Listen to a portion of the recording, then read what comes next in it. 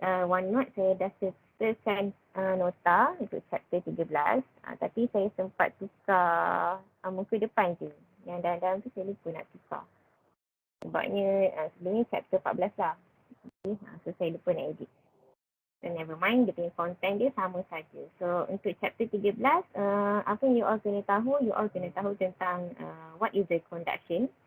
Okay, definition of the conduction, and then you need to know how to use the rate of heat transfer, which is equation dq over dt equal to negative ka dt over dx, and then use temperature gradient graph to explain heat conduction through insulated and non-insulated rod. Okay, for the first part, yang ini sepatutnya saya tak payah cerita lah sebab this one, you all dah belajar dalam masa SPM and also dalam chemistry pun dah belajar juga tentang heat. Okay, kita just recall je, kita pergi laju sikit untuk yang ni. So heat is the energy transfer due to the temperature difference, and then heat flow from higher temperature to lower temperature, and then unit for heat is joule or kg m square s minus 2.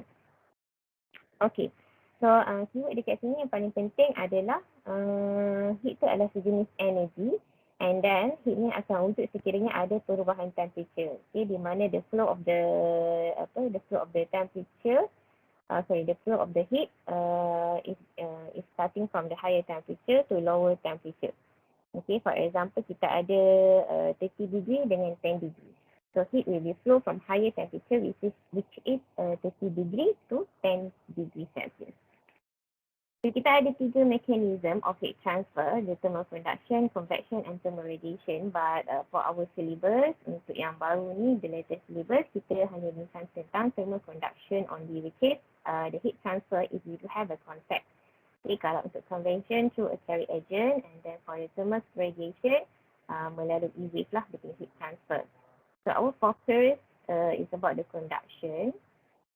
So what is the heat conduction? Is a transfer of heat within a body or between two bodies in contact without the medium moving. So, okay, so for example, in this picture, kita ada 3 process here, convection, conduction and also radiation. So that one yang bila kita touch the hot pot, okay, bila kita touch tu, dia ada contact. So that one means process conduction lah. Okay, mechanism of heat transfer through conduction in solid, kita akan tengok 2 proses, which is in solid kita akan tengok terhadap metal and also non-metal solid. Okay, so metal is a good heat conductor and then non-metal is a poor heat conductor. Why? So kita akan tengok in details kat bawah ni. So the first part is about thermal conduction in a metal rod.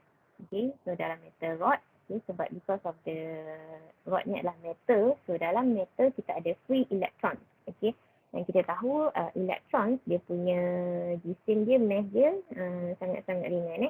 So a lot of free electrons available in the metal rod.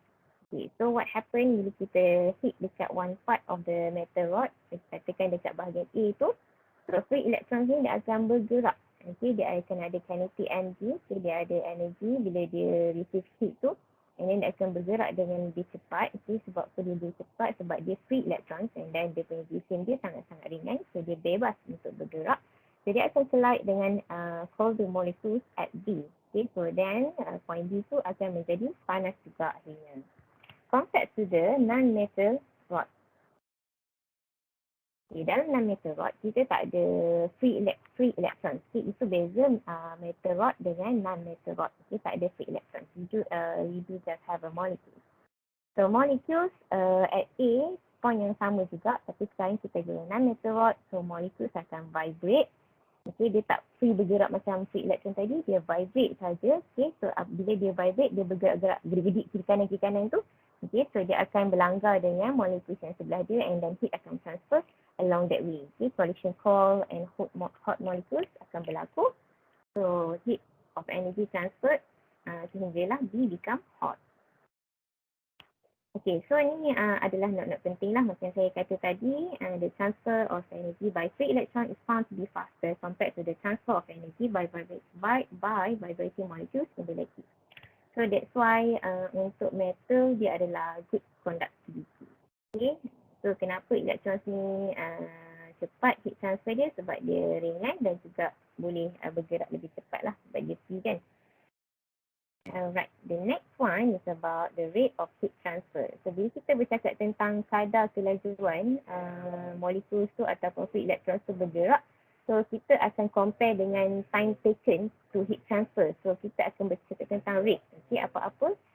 So means that heat berkadar apa kaitan dia dengan masa, so kita akan tengok rate of heat transfer.